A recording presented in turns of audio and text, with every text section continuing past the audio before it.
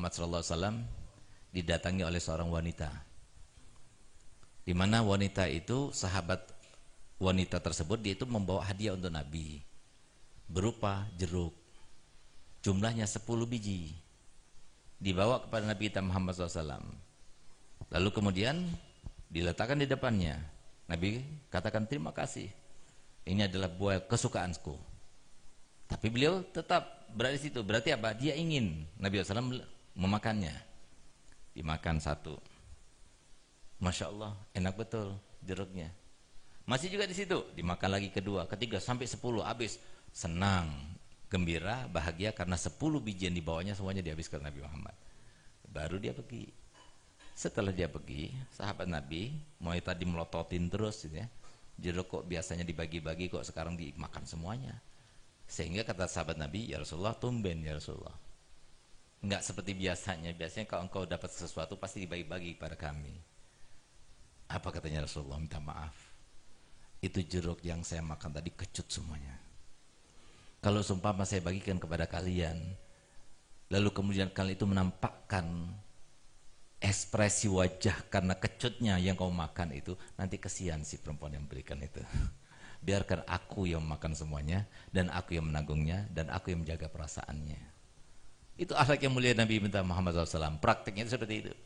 Suatu waktu juga pernah Nabi kita Muhammad SAW datangi oleh Sayyidatuna Barirah, seorang sahabat, seorang budak yang dimerdekakan oleh Sayyidina Abu Bakar Siddiq radhiyallahu anha. Beliau itu budak perempuan yang sudah tua, warnanya kulitnya hitam, orang nggak punya, rumahnya sangat kecil, ya, bukan rumah besar. Dia itu berangan-angan dalam dirinya ingin mengundang Nabi Muhammad SAW.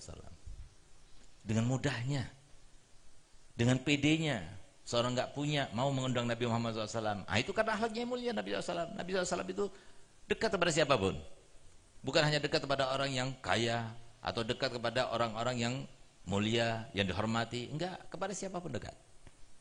Sehingga kalau seumpama kita ukur saja orang seperti kita, siapa kita mengundang misalnya Habib Lutfi bin Yahya atau siapapun yang mulia misalnya, kita merasa kurang pede, ya siapa kita mengundang orang seperti beliau, Habib besar, Habib terkenal.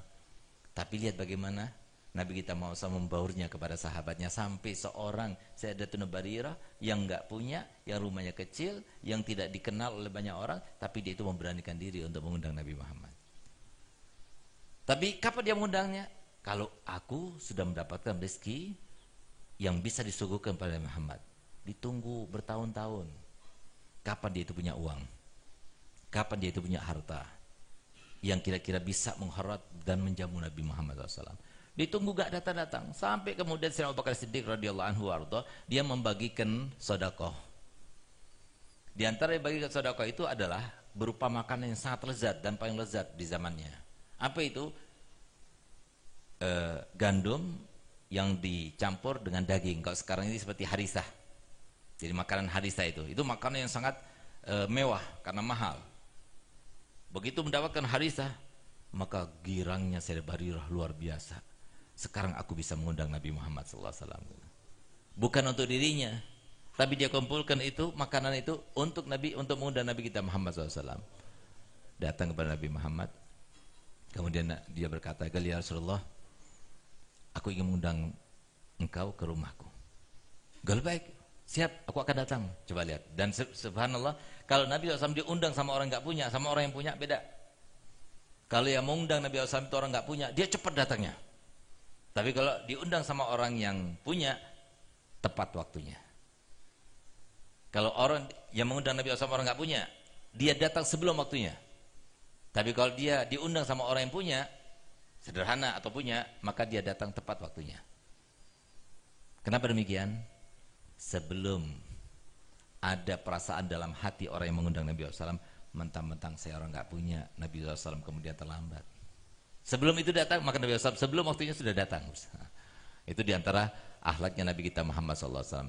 Subhanallah, akhirnya setelah Nabi kita Muhammad SAW datang ke rumahnya, pertama kali yang dilakukan Nabi SAW ketika diundang Nabi SAW ke dalam rumah sahabat-sahabatnya, yang pertama kali dilakukan adalah melaksanakan sholat. Dan subhanallah, itu rumah tempat sholatnya Nabi di rumah Sayyidat Barirah, ketika kami berada di Madinah itu rumah masih ada.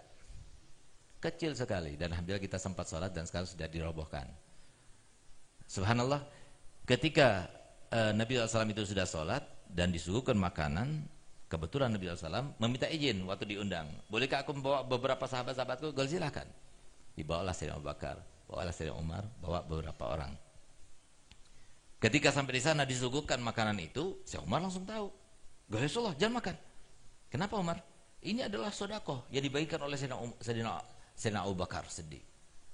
Apa kata Sayyidina Barirah? Alangkah hancurnya perasaanku pada waktu itu dengan kata-kata Umar. Dia katakan ini adalah sedekah bagian, sedangkan Nabi SAW tidak boleh makan sedekah. Sehingga pada saat itu hancur hati saya. Tapi subhanallah bagaimana jawaban dan respon Nabi Muhammad SAW dengan apa yang dikatakan Sayyidina Umar.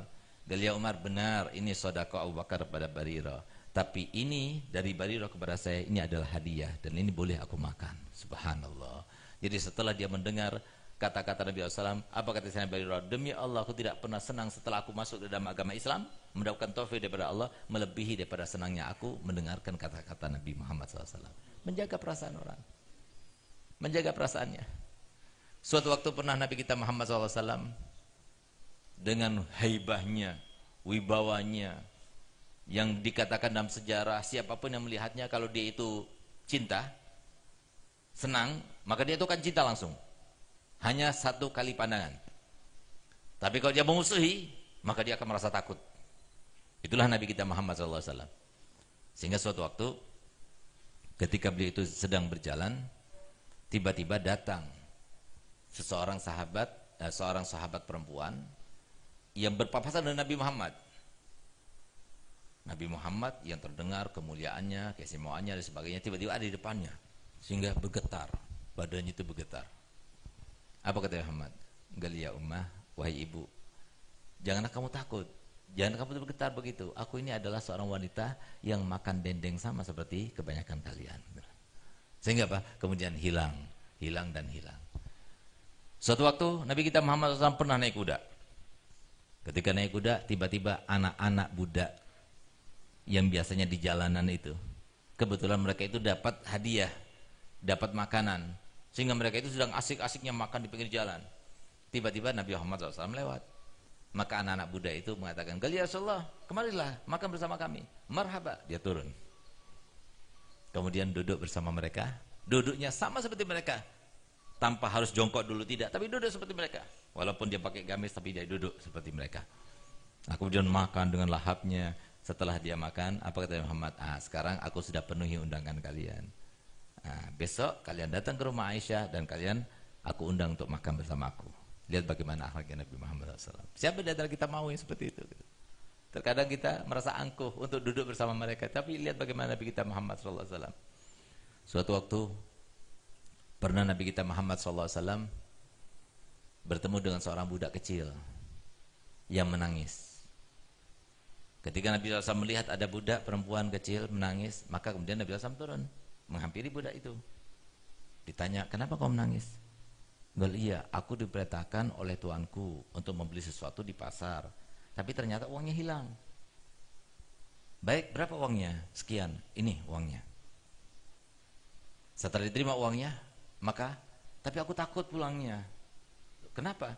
"Karena kalau aku pulang pasti sudah terlambat, aku akan dimarahi oleh tuanku." "Oh, kalau begitu ayo saya antar." Diantar ke pasar, beli apa yang diperintahkan. Setelah beli apa yang diperintahkan, kemudian diantar lagi kepada tuannya, sampai kepada tuannya. Sampai yang nama tuannya itu merasa malu. Kenapa? Nabi sendiri yang mengantarnya, dan dijelaskan bahwasanya tadi kehilangan uangnya, sehingga dia, aku antar, aku berikan gantinya dan sebagainya. Karena itulah kemudian apa katanya tuannya? "Kalau begitu ya Rasulullah, aku bebaskan budak ini." Jadi semua berkata apa? Akhlak yang mulia.